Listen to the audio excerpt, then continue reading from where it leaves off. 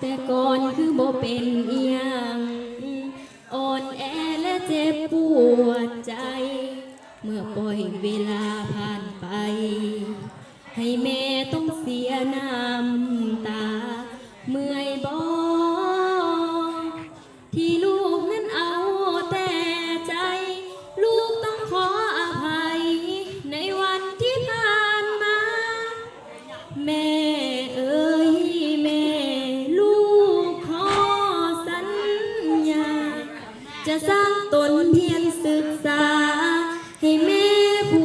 มิใจเป็นห่วงแม่ยามเฒ่าแก่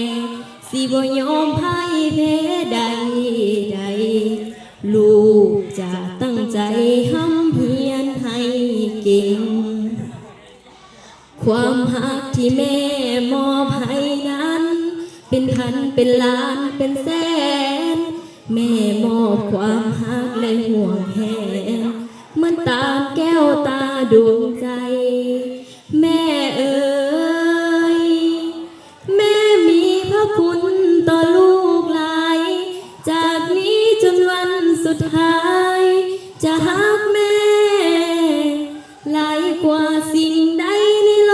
กนี้แม่